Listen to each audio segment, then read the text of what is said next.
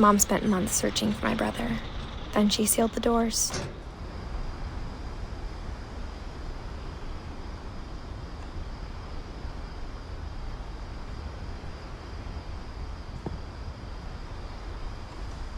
Whatever Milton had found in the house, Mom didn't want it getting out.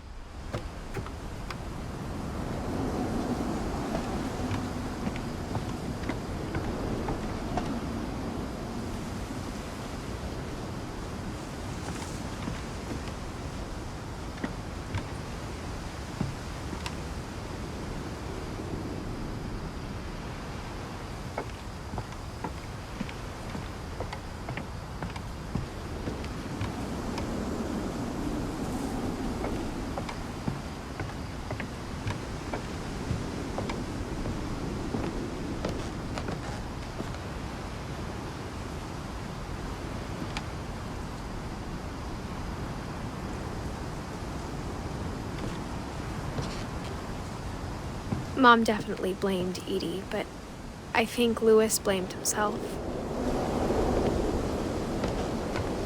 After he graduated, he just spent more and more time in his room, until Mom got him a job at the cannery.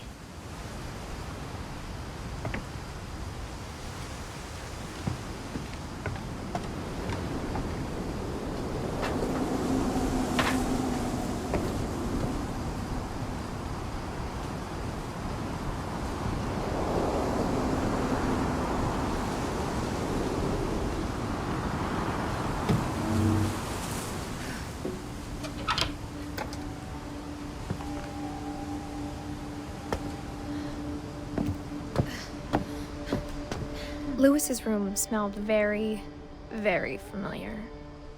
That part of him lived on.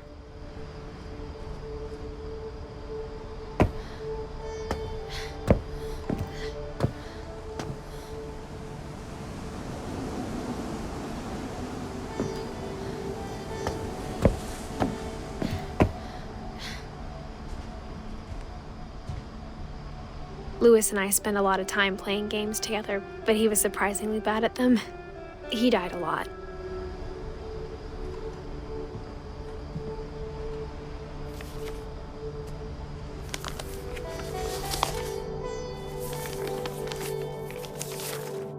Dear Mrs. Finch, as Louis's psychiatrist, I can understand your desire for an explanation. As I see it, the trouble began in January, shortly after we convinced your son to seek treatment for substance abuse. Newly sober, I believe Louis first noticed the monotony of his daily life.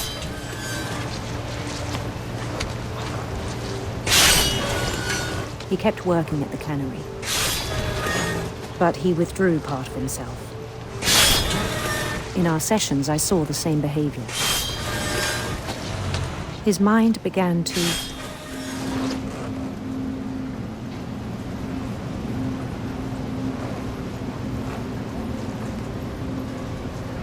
wander.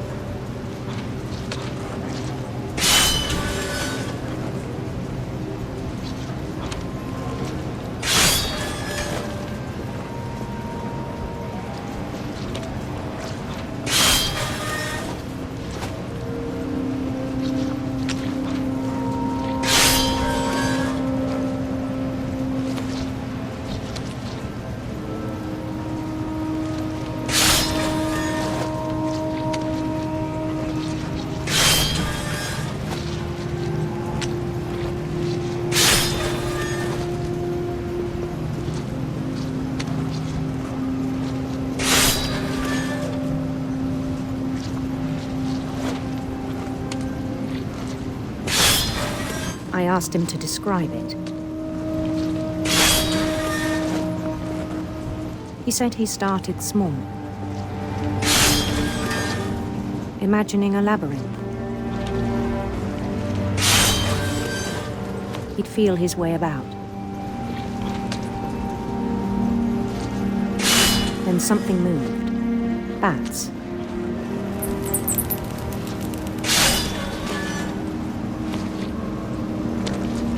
And toads.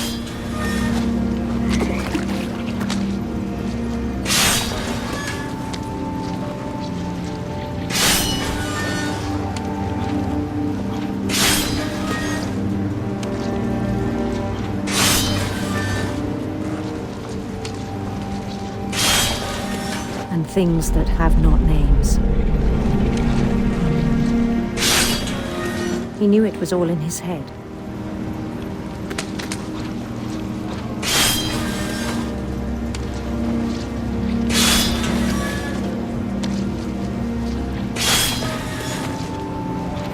But he took it very seriously.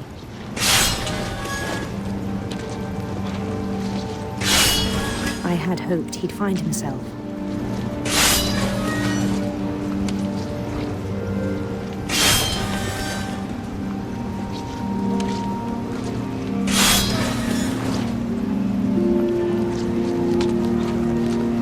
But he found something more.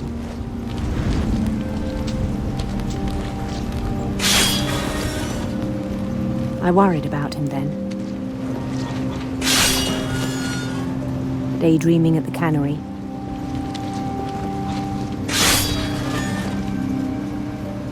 I spoke with his boss.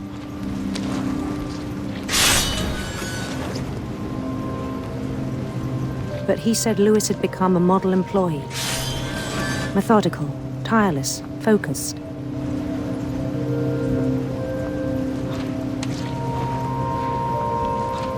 Like a whole new Lewis. So I let him go on.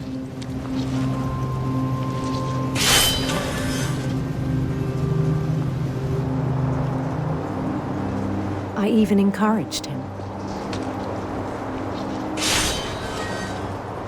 It seemed very promising at first. He told me he'd made a new friend.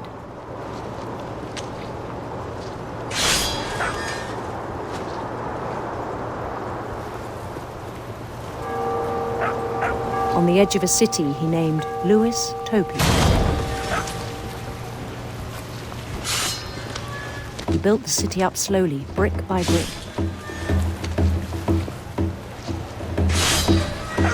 Then he made musicians.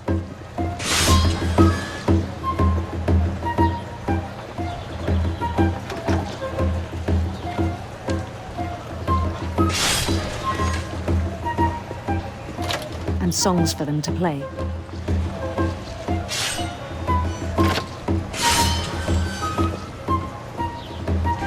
He talked about starting a band.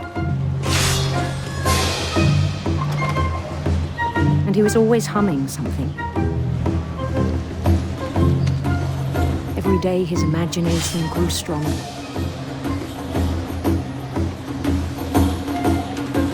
He no longer spoke at the cannery. But his chopping was as reliable as ever. Then one day it struck him that all the cheering crowds, even the stones under his feet, were all in his imagination, so he could do whatever he wished.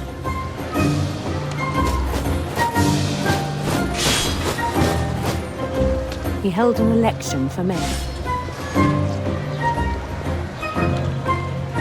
and he won.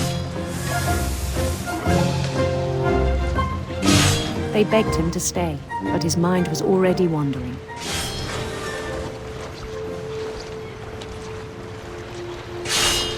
It became a game for him.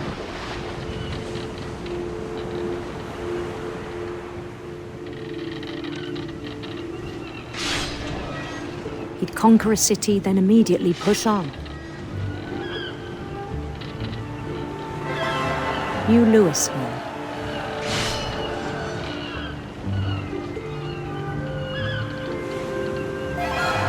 St. Louis.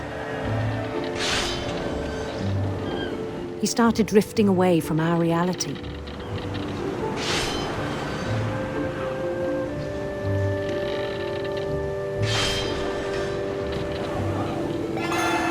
Minneapolis. Until one day he forgot to go home from the cannery. Even as his mother pleaded with him, part of Lewis kept sailing on.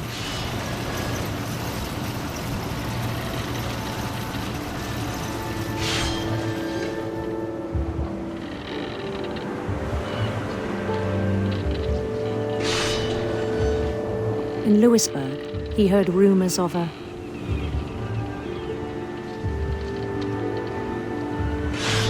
handsome queen.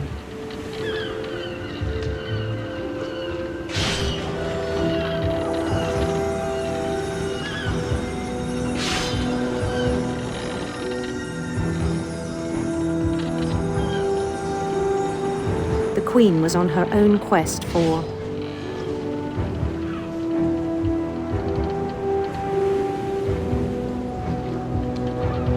radiant rainbows.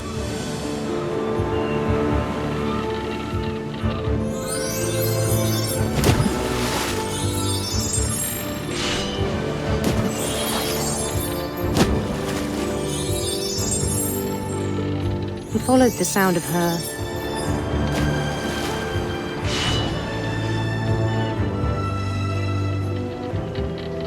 electric sitar.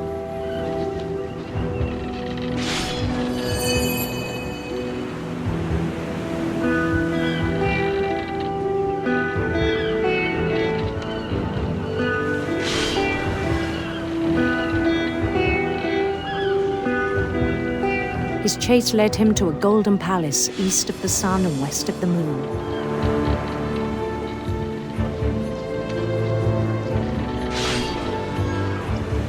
Even then, his logic remained sound.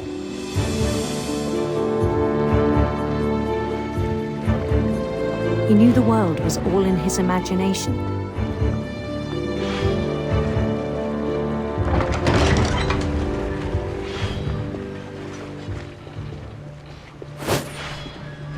But he was so proud of having created it.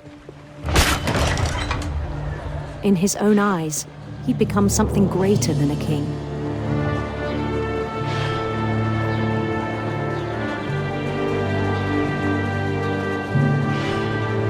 For someone who'd never known success in the real world, I think it was overwhelming. And then it struck him that the real Lewis was not the one chopping salmon, but the one climbing the steps of a golden palace.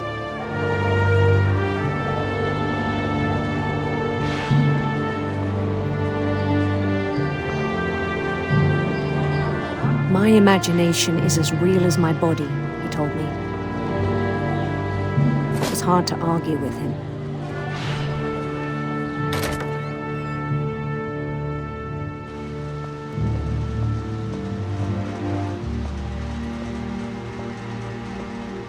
He began to forget the world we know.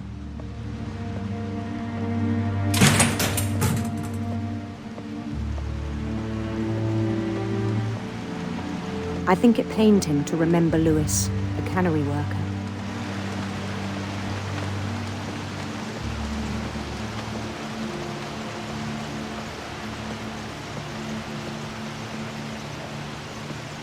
He began to despise the man with a royal contempt.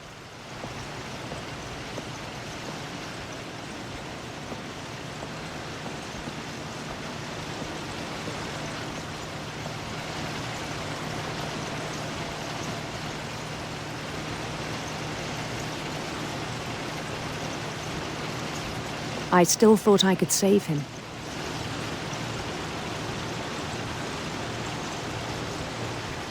Even after he said he was being crowned king over all the lands of wonder.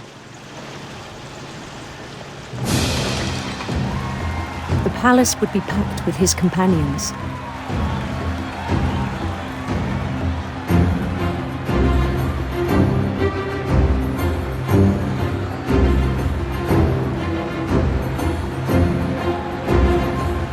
Including the wise Calico who'd insisted on inviting him.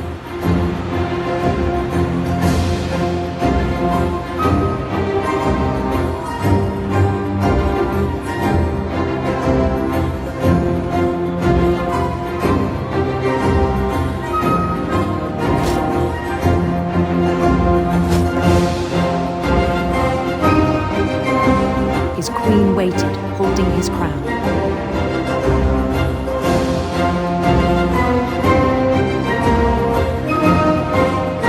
There was only one thing left to do.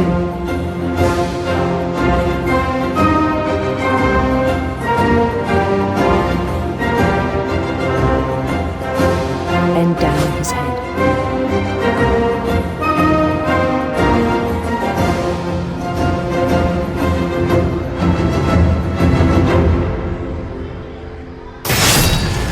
rest I think you know. Mrs. Finch, your son was a kind man who will be missed by all of us who knew him.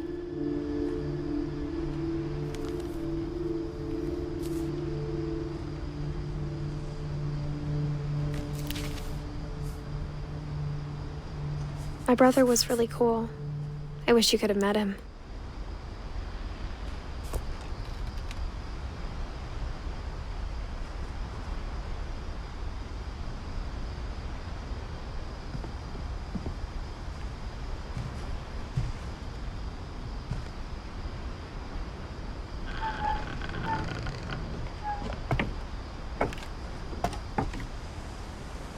On the way back from Lewis's funeral, my mom told me to start packing. She waited until the day before we left to tell Edie. I'm not sure if she wanted to make it easier or harder.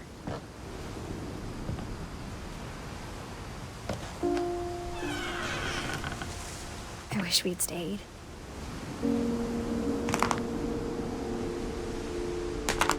But I understand why we left.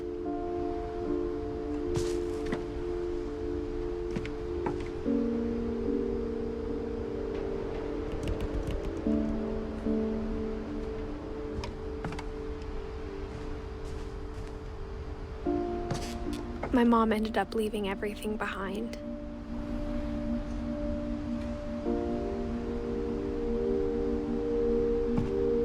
What happened that night had been coming for a long time. Maybe it should have come sooner.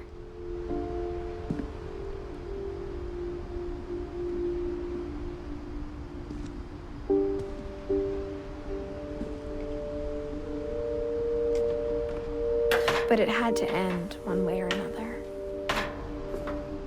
All that's left now is to tell you about that last night.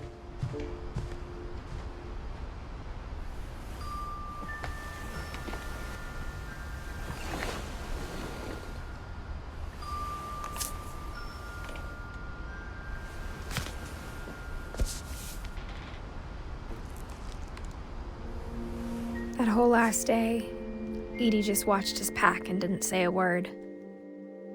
Until supper, when she raised her glass and said, "To our final night together, and all our final nights apart." Grandma, you know what I said about alcohol. Some of your medications are very Edith, specific. I left a present for you in the hallway. Why don't you go open it? The grown-ups have to argue now. I'm sorry, you're right. We're all leaving tomorrow. Let's just enjoy our last... I'm not leaving. Edith, you're excused.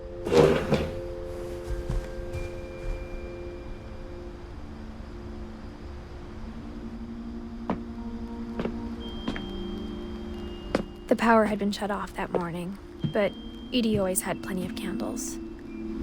When my mom sealed the library, I don't think she knew about the other entrance. Or that Edie had a key to it.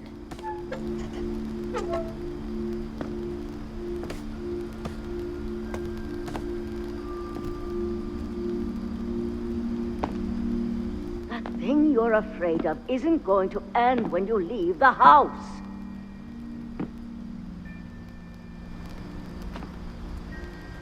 Edith has a right to know these stories. My children are dead because of your stories. I think it's best if Edith and I leave tonight.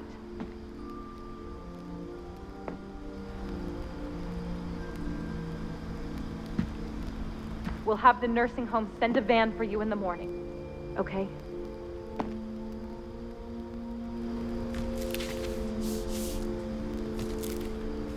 Dear Edith, there's so many stories I wish I could tell you, but there's only time for one. This is about what happened on the night you were born. That night, the tide went way, way out. It was the first and last time I ever saw the old house aground. There'd been an earthquake out in the middle of the ocean. They called it the lowest tide in 1,000 years. God, it smelled awful. You know, I've seen that house every day of my life. But I never thought I'd go back to it. When the fog rolled in, I lost my way.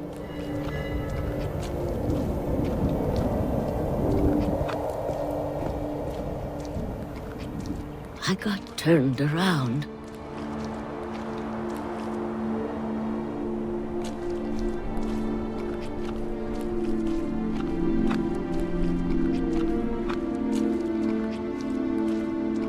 I started seeing things.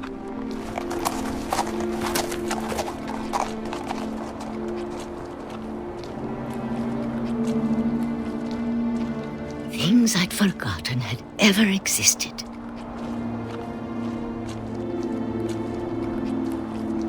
But when I saw them, they felt like old friends. That night, a lot of things came back to me.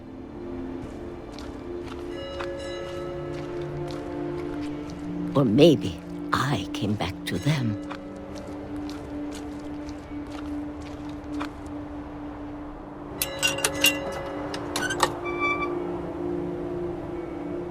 Things I can't explain, but that I need you to try and... Edith, what are you doing in here? It's mine. Edith! Mom, you're gonna rip it! Let go! I kicked and screamed, but Mom dragged me to the car.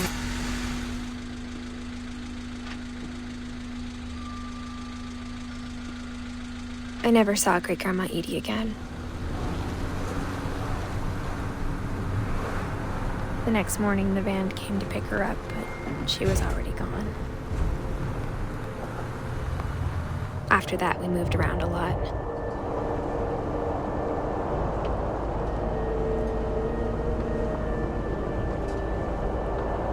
We both tried to make the best of it.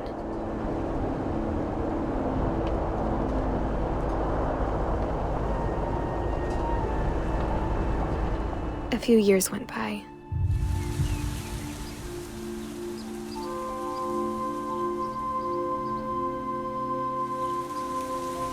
My mom didn't like to talk about it,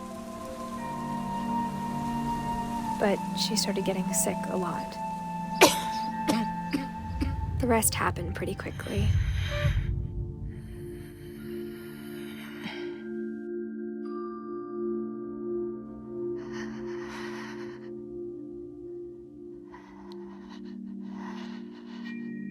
She got better for a while,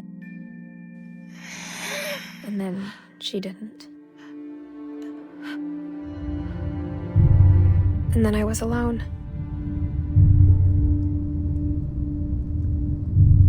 The last Finch left alive.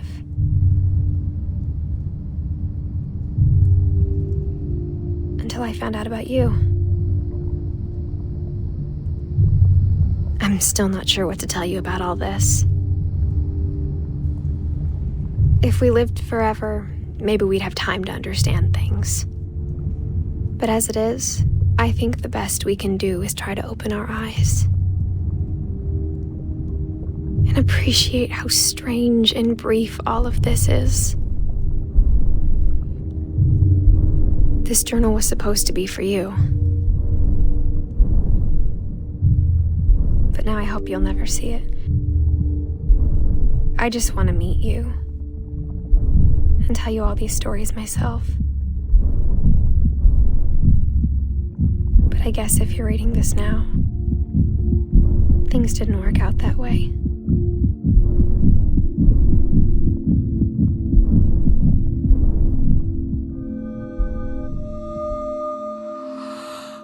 This is where your story begins. I'm sorry I won't be there to see it. It's a lot to ask, but I don't want you to be sad that I'm gone. I want you to be amazed that any of us ever had a chance to be here at all. Good luck.